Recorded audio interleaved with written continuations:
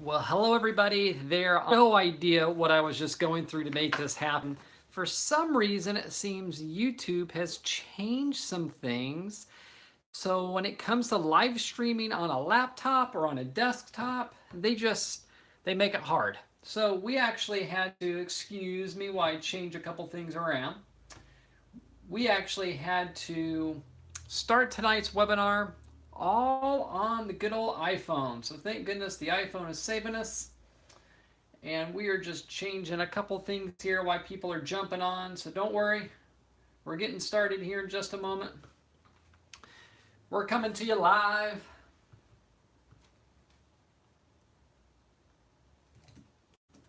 Okay. So, all right. Tonight's webinar, I'm super excited to bring this to you because this is kind of a new idea that I had last night because I've been getting a lot of questions from patients through social media, through email, and I thought I'd make it a little different, a little more, I guess it's going to be a little fun, a lot of fun. I don't know. You tell me. Leave the comments in the section below. But for those that are just jumping on and they're going to be watching this because it will be recorded for everybody, I am Dr. Corey King. I practice integrative functional medicine. I've been working with patients for 12 years. We specialize in working with patients who struggle with autoimmune conditions. My niche is thyroid, diabetes, and gastrointestinal disorders.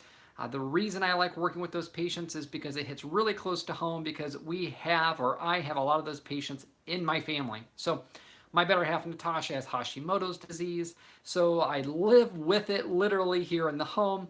We have other family members that have autoimmune conditions as well. We've lost family members to diabetes. I grew up with gastrointestinal disorders, so I've been through a lot of the symptoms that you patients have. It is not fun. I will be completely honest that living with some of these conditions plain sucks, but it is what it is, so we do the best that we can. So what we're going to do right now is we are going to be going through like a Q&A session. And the reason we're going through a Q&A session is because I get a lot of these questions and I just want to answer them live. That way, if there's people that are watching, you can jump in, you can ask me questions. But also know that when you do send me questions, I am going to respond, whether I respond right there on social media or I respond live on a webinar such as tonight. I will answer your questions. All right, so let's go ahead and dive in. We have a lot of social media accounts. It's still daylight here in Texas, so I see some cars driving by. Don't let them throw you off. But we have a lot of social media accounts. We have our Facebook group, just Ask Dr. King. We have a thyroid support Facebook group. It's free to join. I highly recommend, even if you do not have a thyroid gland disorder, join the thyroid support group because I share a ton of information that I may not share on the Ask Dr. King site just because there's just a lot going on. So we have our thyroid support group, we have our Instagram, Ask Dr. King, we have our YouTube channel, and then if you can't reach me through any of those social media outlets or you're not a big social media fan, you can also shoot me an email at askdrking.com. So the first question, this was actually brought to us through our thyroid support group. This is Melanie that was asking this question, and she asked, I had my labs ran privately, meaning she went through another doctor that I'm assuming she paid cash for, because I know that this gal is out of the country. So yes, we do consult with patients that are international. I believe this gal may be in the UK, if I remember correctly. She goes, I had my labs ran privately because her doctor was unwilling to do it, so she had to pay out of her pocket to do this.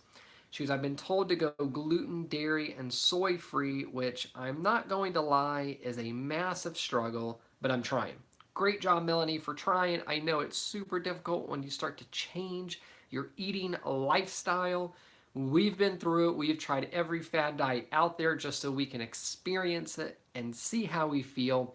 But I will teach you, if you become a patient of mine or you follow some of our social media accounts, you'll see what we recommend for our patients. So I've been told to go gluten, dairy, and soy-free. Fantastic. I get my patients off of those foods as well.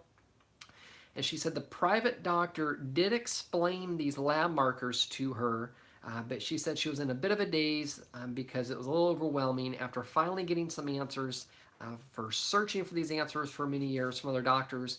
And she sent me some lab work and she goes, what is your opinion, please? Well, I'm not going to share those lab markers with you, but I will tell you this. her thyroid antibodies were through the roof. They were above 1,000. So what that means is she is not a classic thyroid patient. She's an autoimmune thyroid patient. So that is the same thing that Natasha has. This is called Hashimoto's disease. So she has an autoimmune condition that her doctors originally diagnosed as hypo or low thyroid. So they completely diagnosed her with the wrong condition. So she goes, what is your opinion? Well, she has an autoimmune condition. So you're going to have to manage this as if you're fighting an autoimmune battle. It's not just a thyroid battle. So the reason I'm sharing this question with you is because a lot of you thyroid patients, and I talked about this even last week on just a live video, there's somebody walking their dog, a lot of patients, their doctors do not run their thyroid antibodies. And if they do not run your thyroid antibodies and you've been diagnosed with a low thyroid condition, they're going to be managing you incorrectly. What that means is you could be the patient that is diagnosed with low thyroid that's on Synthroid or levothyroxine or Armour, and you could be on those medications for 5, 10, 15 years, and you may not truly be feeling better. And the reason you're not feeling better is because your doctor's misdiagnosed you. So I wanted to share this first question with everybody because this is one of the most common questions that I am asked when patients start to consult with myself. So let's go. Okay. I see there's some people that are on. If you are on, I try to submit a question to me. And let me see if it pops up here on the phone. I see it's not popping up on the YouTube channel for some reason. Again, we're just having some difficulties with YouTube today. It seems like they wanted to change some things around. So, anywho, but we're on here. So, we're going to try to bring up the live chat and make sure I can chat with everybody. All right, perfect. There's our live chat. So if you are on live tonight and you want to ask me some questions, feel free. I'm just going to shut some blinds. This is a little distracting to me. Okay, so we are back. So I shared that first question with you for a reason because a lot of thyroid patients, the same thing happens to them where their doctors are not running their thyroid antibodies. They're being managed as a low thyroid, hypothyroid patient. So their doctors are managing them incorrectly. If they're giving you thyroid medication for an autoimmune condition, they are missing the boat completely. They need to be focusing on what is driving your autoimmune condition. So Melanie on our thyroid support group, thank you so much for sending that question. Let's go to our second question tonight. And this is a very common question that I'm asked. And the short answer is yes. This patient was asking, this is another gal on our thyroid Facebook group, Yolanda. She was asking, Dr. King, do you think taking probiotics is important? Yes, we've always heard that taking probiotics is important, but let's go into this a little deeper. Let's explain it from the standpoint of more of a scientific reason. So most of you that are following along with our social media or other webinars, you know that I talk a lot about genetic testing. And I was specifically looking over Natasha's genetic results today. And this was actually one of the things that I was going through and researching a little bit more. And it fit perfectly for tonight's webinar. So when you do genetic testing, you're going to find out that there's some genetic mutations. And most of us are going to have some type of genetic mutation. It is what it is. All right. So what that means is there's a specific gene that if this gene called the FUT2, FUT2, if this gene is mutated, especially if it is a mutated gene and you have both versions, meaning you're homozygous for this, that means each parent passed a version of this gene down to you. If this gene is mutated, your gastrointestinal tract is going to have more of a difficult time producing good gut flora. And gut flora, that's your bacteria. So the reason people take probiotics is to re-inoculate or give the intestinal tract good bacterium. So you could be fighting an uphill battle if you have one of these genetic mutations. Natasha has this genetic mutation. What that means is she needs to take a probiotic daily to help her intestinal tract with this good bacteria, this good gut flora. So the reason this is important, the reason probiotics are important is because probiotics help to produce what is called beta glucans. And beta glucans are extremely important for your immune system. Now, when it comes to your immune system is what's fighting your good guys, or excuse me, fighting your bad guys. It's your good guys, if you will. So your immune system is there to protect you. It's there to fight bacteria and parasitic infections and viral infections, fungal infections like candida. If your body cannot fight off these infections, well, the infections are going to win. And if you have a chronic viral infection, that could turn on an autoimmune condition. And that is exactly what happened in Natasha. She had a chronic viral infection. It was Epstein-Barr virus that kept coming back, and that triggered Hashimoto's disease to turn on. So your beta glucans help to regulate what are called your natural killer cells. These are called your T cells. These are the guys that help to fight your battles. And your beta glucans also help to regulate your phagocytosis. So phagocytosis is your body's ability to kill off these infections. So you want your immune system rocking and rolling to prevent infections from taking hold and to hopefully prevent autoimmune conditions from turning on. Once an autoimmune condition is turned on, it's there. We can't turn it off yet. In science, they're trying to figure this out, but we just don't know how to do it. Okay, so your beta glucans are extremely important. Now, your beta glucans, they are made from your probiotics. So yes, probiotics are good for you. That's the short and sweet answer. The more detailed scientific answer is diving into your genetics. So if you have genetic mutations of what is called your FUT number 2 gene, you are definitely going to need to take probiotics daily. Okay, so the company that we run our genetic testing through is called GX Sciences. And GX Sciences is the lab that we are now using over 23andme.com or ancestry.com, me and ancestry.com. Okay, this is coming from a member on our Instagram page. She says, I want to take a trip to Europe and I don't want to have to, or excuse me, here we go. I want to take a trip to Europe, but she's afraid of having a setback when she travels and when she goes over to Europe. So completely understand that.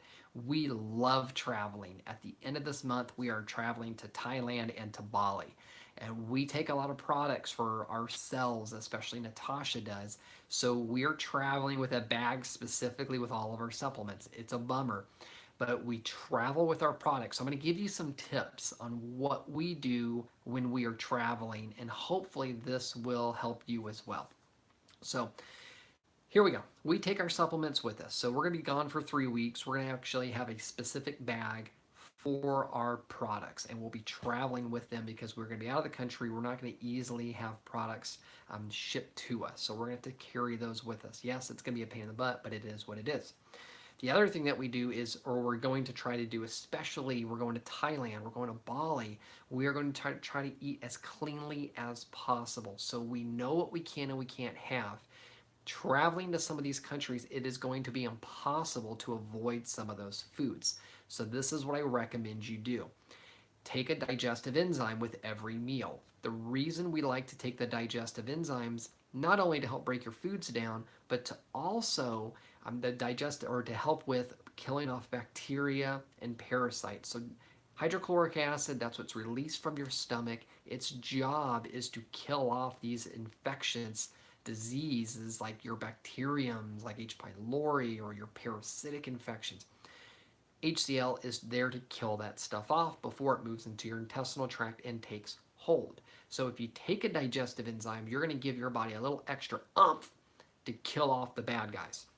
The other thing we're going to recommend doing is we take a pill called Gluten Flam. It is from Apex Energetics, just like our digestive enzyme is from Apex Energetics. Gluten Flam will break down the gluten molecules, and I hate the name because what they don't tell you in the name is that it also breaks down casein.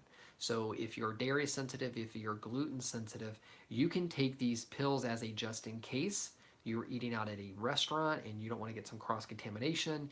You're eating off some food vendors like what we will probably be doing in Thailand and Bali. So you can take these pills as a just in case to help counteract any negative reactions. So take them when you go out somewhere. If you are making your food wherever you're staying, where you're traveling, and you know what's going into your food, then don't worry about taking those. I would still take the digestive enzyme.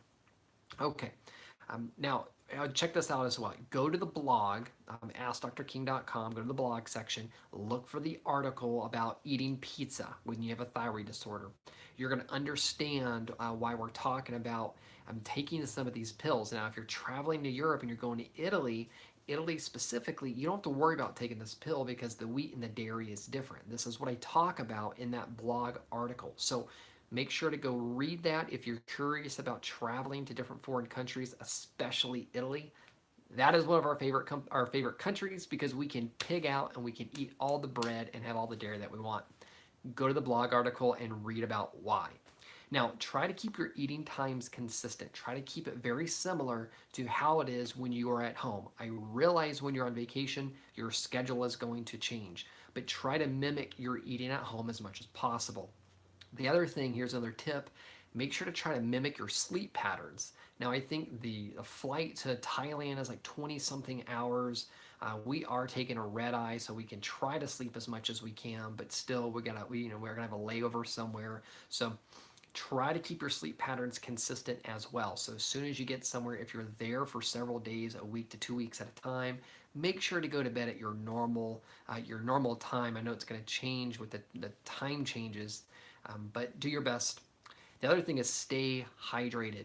One of the most common symptoms that people tell me about is they struggle with constipation when they are traveling. So make sure you're drinking plenty of water when you're out there having fun, visiting these rad locations. We're really looking forward to all these waterfalls. We're going to go to the elephant sanctuary where they rescue elephants. They do not ride them there, so don't worry about that. But we are making sure that we're taking bottles of water with us. We're always drinking the water as we are on the go. So I highly recommend you to do the same thing. Grounding is very important. What I mean by that is if you know about EMFs, then you probably heard about grounding. So when we are flying, we are exposed to a lot of radiation.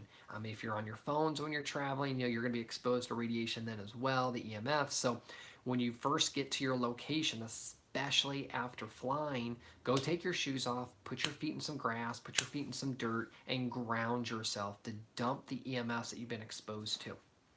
The other thing I highly recommend is, we're done with that page, is green tea. Green tea is fantastic at helping to prevent the free radical damage from the radiation when you are flying. So I recommend drinking green tea before your flight and green tea right after your flight. If you're catching a red eye and you're trying to sleep, I'm not sure if you're going to want to drink some green tea if it keeps you up. But especially when you're done with flying, right away, try to go get you some very good green tea, a good quality green tea. That will help with some of the radiation damage that creates free radical damage. Okay. So the other thing is have fun. You're traveling. Traveling can be stressful, especially when you're in foreign countries. You're not going to know the language maybe. You're dealing with taxis. You're dealing with people trying to rip you off in some of these countries. So make sure that you're enjoying the process of your travels. Try not to stress out too much about your health condition. Just do the best that you can. So Yolanda, I hope that helps you when it comes to wanting to travel to Europe. So don't be afraid to go travel. And if your energy is not quite up, because you mentioned this as well, get you some B vitamins. Just use those, especially while you're traveling. Those can help with your energy and stabilize them. All right, so go have fun, go travel. Fourth question. This is another question coming in from Instagram. This Instagram user wanted to know, she goes, I wanted to ask you what your thoughts about the blood type diet are. Okay, so I'm for whatever works. So if it works, fantastic. When it comes to eating right for your blood type, I have heard the good and the bad. So I've consulted with thousands of patients through the years. And a lot of these patients will contact me and they say, Dr. King, I've been trying to eat for my blood type, but I just don't feel any difference. It didn't work for that patient. I've got some patients that say, hey, Dr. King, I really felt good when I was eating right for my blood type. Fantastic. If it was working for you, keep doing it. Here's the thing with eating. My big problem with foods nowadays is some of these foods are creating a lot of inflammation. So I take the common sense approach, and I hate wording it like that, but we got to get away from the standard American diet. We've got to stop eating the fast food. So use a little common sense. No more eating fast food, no more eating crap, no drinking beer, alcohol, liquor, anything that you know creates inflammation within your stomach and your intestinal tract. Now, the other thing is get away from the inflammatory foods. If you don't know what those are, you can head over to my online course. It's called the fundamentals4healing.com. I teach you exactly what to do when it comes to changing your eating lifestyle in your program. So check that out. I think I created it. We put a ton of time and love into that online course. I think it's awesome.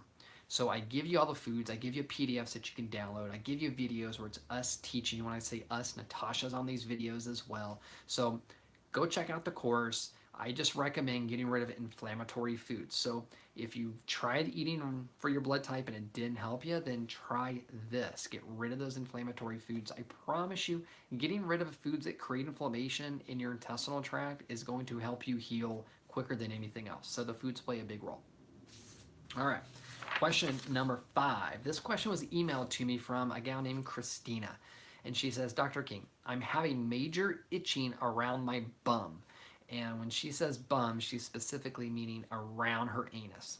And she's having the itching around her vaginal area. So she's having almost like a yeast infection is what I'm assuming. I'm also seeing white spots on my skin, and I'm having brain fog that's getting really bad. Do you think I have an infection? Yes.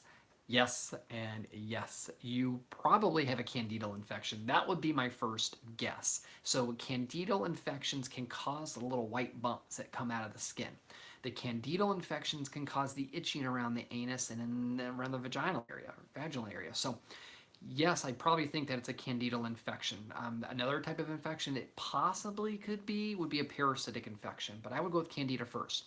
The reason for the brain fog is candida releases a neurotoxin called acetaldehyde, and that neurotoxin is very similar to, like, imagine if you've ever boozed out really hard and you got drunk and you had a hangover. How your brain felt when you had that hangover. That is similar to how a lot of patients feel with brain fog. So that neurotoxin that is released from the fungus, that is going to cause brain fog. So I would start to test for candida. And I've talked a lot about this recently in the last webinars on our social media. My favorite lab to test for this, and this is a lab that we used personally for ourselves, is called Great Plains Laboratory. The test is called the organic acids test. And I've talked a lot about that on some other webinars, so go check those out. You can just jump on our Ask Dr. King Thyroid Facebook page, go to the video section, and you can find a lot of these videos. Going to our YouTube channel, you can find them there as well. So I highly recommend get after that candida. Okay, question number 6. This comes from Isabel on our thyroid support group.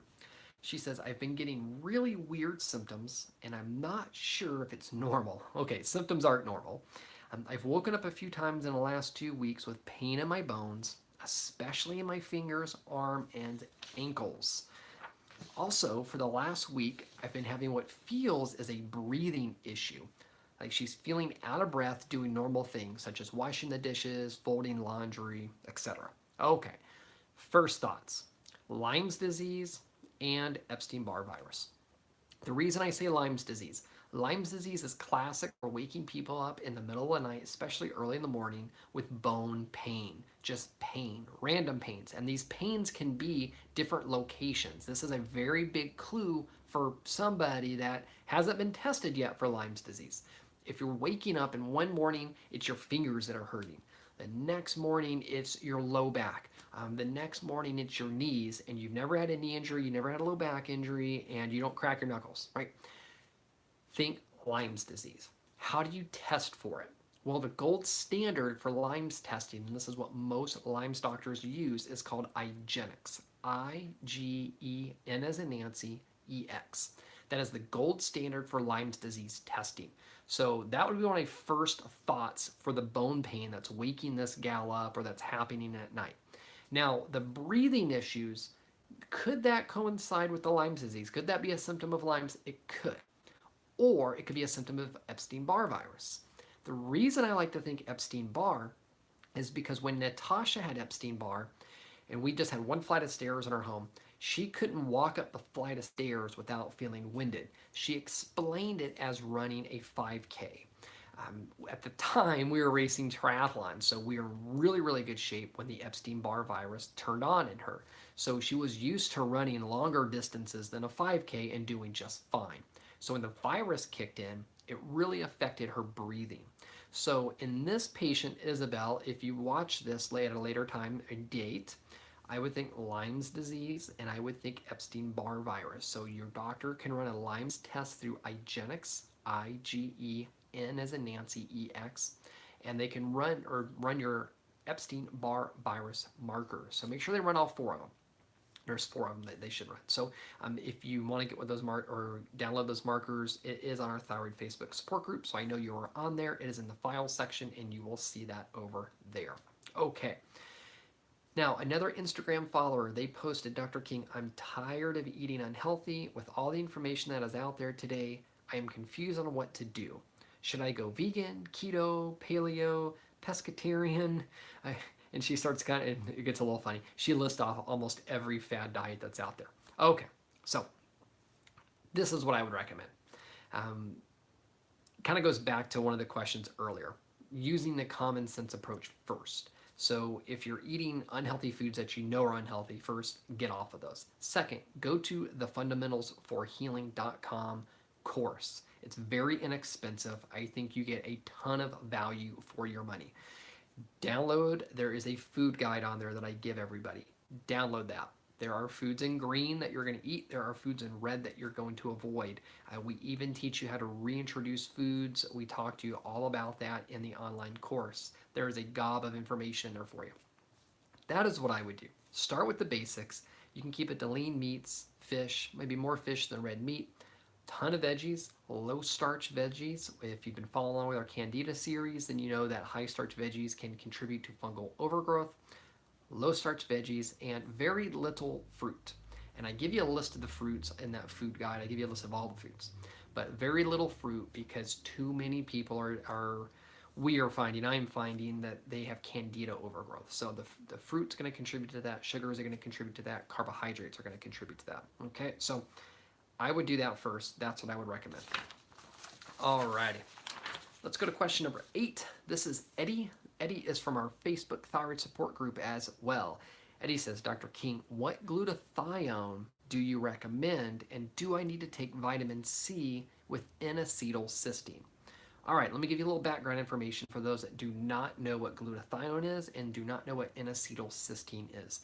I test for these in every new patient. This is that organic acids test. You heard me talk about it just a moment ago when I was discussing candida. It's the same test. So when you check candida through that organic acids test, we are also going to get these glutathione and N-acetylcysteine levels, NAC for short.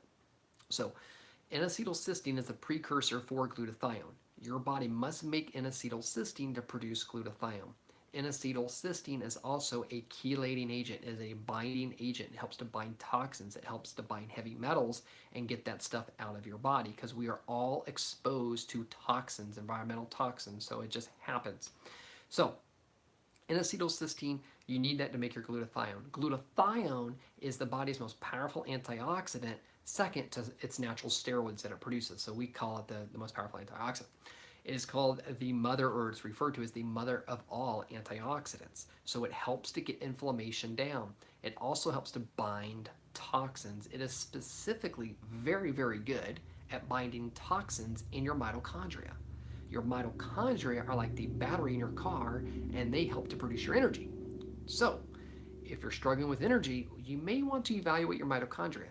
And here's what's really, really cool. You can evaluate your mitochondria through the same test that you evaluate your glutathione through. That's your organic acids test through Great Plains Laboratory. All right, cool. So what glutathione do you recommend? I personally use, and this is what Natasha uses, and this is what I have my patients use. It's called trisomal glutathione from Apex Energetics. It is a liquid glutathione. It is a liposomal and a reduced form, and it has N-acetylcysteine in it. You start with low dosages, and in some of our other webinars, I teach you all about this. I walk you through that, so make sure to watch those. N-acetylcysteine is in the trisomal glutathione. So he was asking, Eddie was, do I need to take vitamin C with N-acetylcysteine? If you are consuming a glutathione that is both a reduced and a liposomal form, you do not need the vitamin C. All right, thanks for the question, Eddie. All right, question number 9. This is a question from a family member. She goes, what do you use for your dogs? This is a completely different type of question. What do you use for your dogs' flea and tick control? And what do you feed them? And are there essential oils to avoid with animals? Okay, so the reason this family member was asking this question is because she knows we are dog lovers. We have 2 little French bulldogs, and they're our kids. We use a product called Wondercide. So we are in Texas, we are in Austin, it's hot, fleas in the summertime. It's called Wondercide. We get it from our local pet store, and there's also an organic, like a flowering, I don't know what you would call those places, mind blank, but you go and buy your plants there. Nursery, there we go. Whew. Brain fog, right? Killing off candida.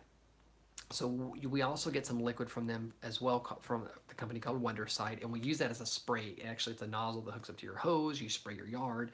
Fantastic at killing fleas and ticks, and that will also go after mosquitoes. But it's all made out of essential oils. So it works fantastic. It's not any poisons like the other flea control that you're going to get from your vet. So we just want to avoid as many toxins as possible going into our body, just like we want to do for our little furry critters. The essential oils to avoid. So here's the ones to avoid for a dog. Clove, garlic, juniper, rosemary, tea tree, big thyme, and wintergreen. If you're a cat lover, cassia, cinnamon, citrus, clove, lemon, lavender, peppermint, spruce, tea tree, and thyme.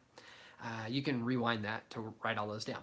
So those are the essential oils that you want to avoid with your animals.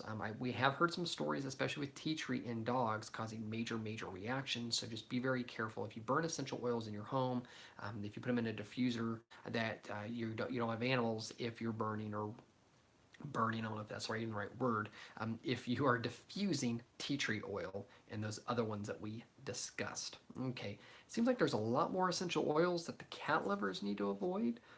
When I was writing this up, I kind of thought, I was like, okay, cat lovers, all my patients that were cat lovers were really sick patients. Does something coincide with the patient and the cat and they're really sensitive to everything? I don't know. Anywho, all right, final question comes from Sarah. She sent an email, and okay, sorry, I was just trying to make sense of my notes.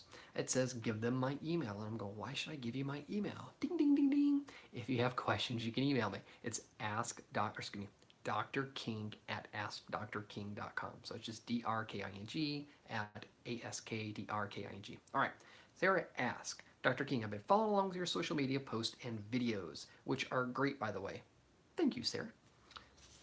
And she goes, do I really need to spend all that money running specialized tests to figure out how to manage my autoimmune condition? So for those who are watching, this gal has an autoimmune condition.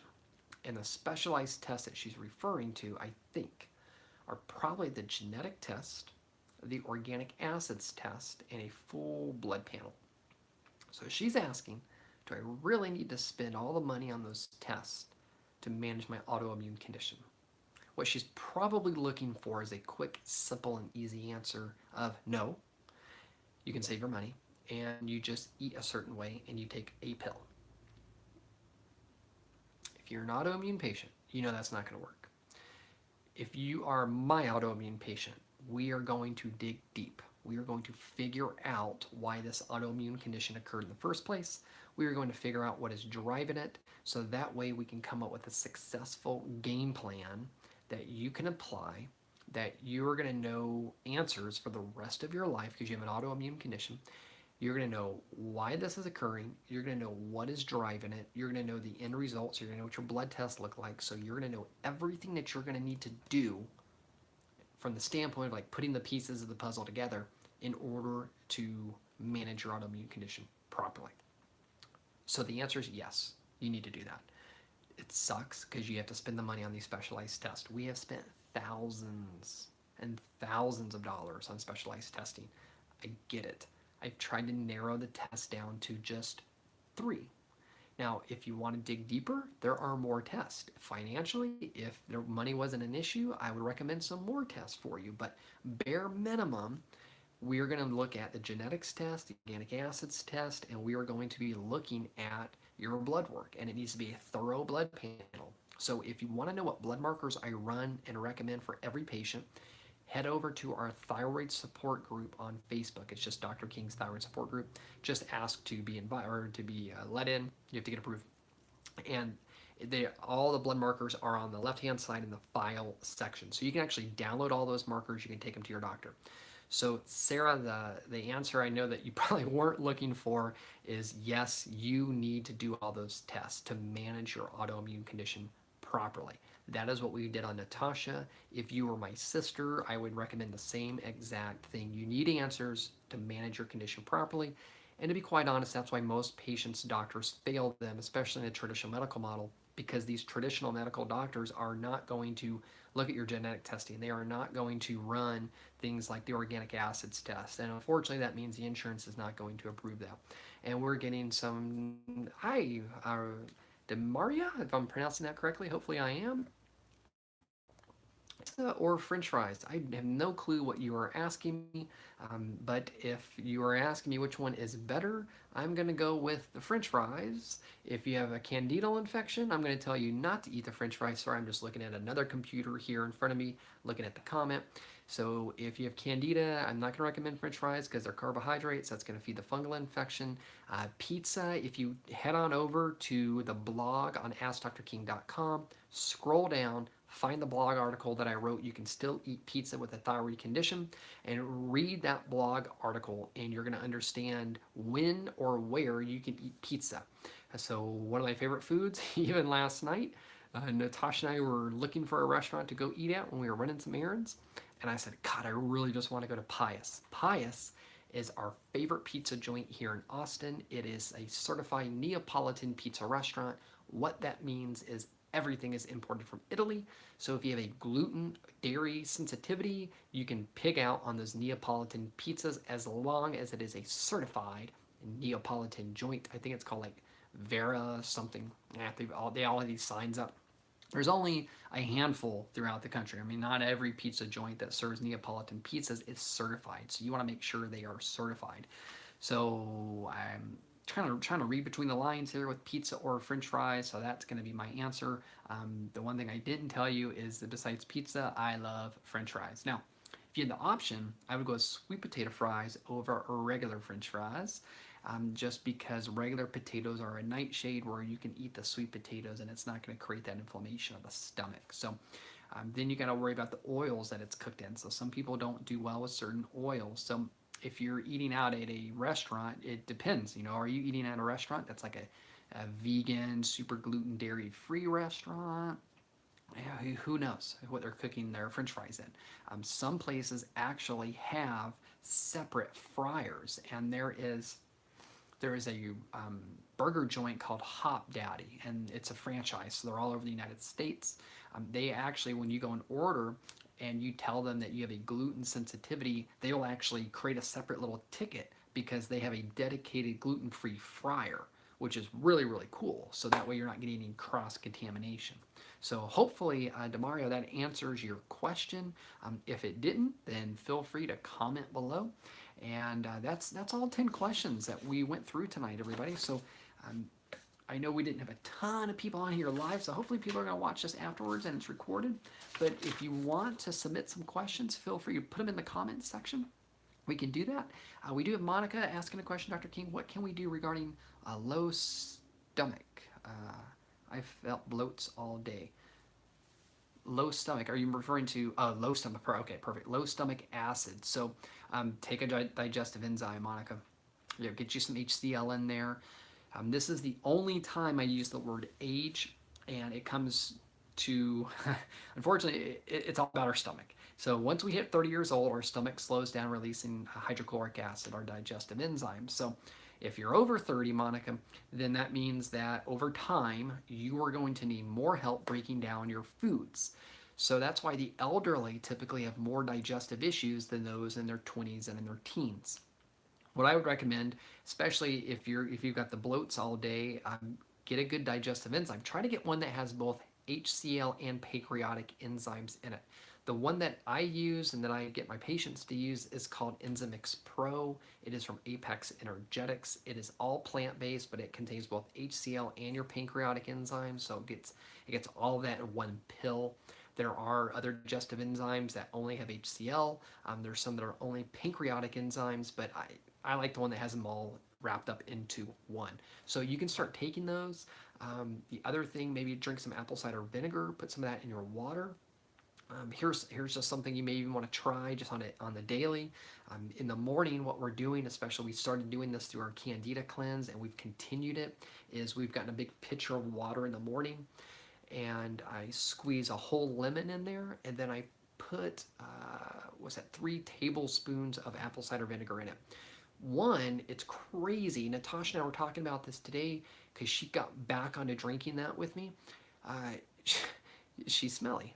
She's detoxing. And the only thing she's really changed, because I was asking her, well, what have you changed? The only thing she's really changed is she just started drinking our tonic. We call it our tonic drink again. So it's the apple cider vinegar that's helping to detox her body, and she's really smelly, right? That happens when you're detoxing. So maybe do a couple of shots of apple cider vinegar. You can make it into a hot tea. That's what my father does. He loves this apple cider vinegar tea. And it's just he warms up water, puts apple cider vinegar in it. So you can try that. Maybe even drink some aloe. You can get aloe juice from your Whole Foods, your Mother's Market, just your good health food stores. Make sure it is real aloe. If it has chunks in it, that's even better. Try to get just low sugar content though. So aloe can help with the stomach. The apple cider vinegar can help with the stomach. Digestive enzymes can help with the stomach. That is what I would go with right now. So great question. All right.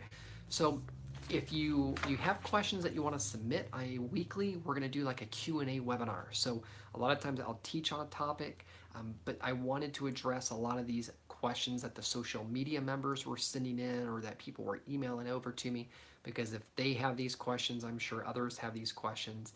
And then we can get some interaction like we did here. And hopefully we get more interaction, we get more viewers live, because it's really cool when you guys are submitting these questions to us. So next week, share with everybody else that there's going to be a live webinar. And typically we do it on Wednesdays, but it was 4th of July holiday, so we bumped it to today. So I look forward to seeing you on next Wednesday's webinar. So everybody enjoy your evening, take care, and we will see you then.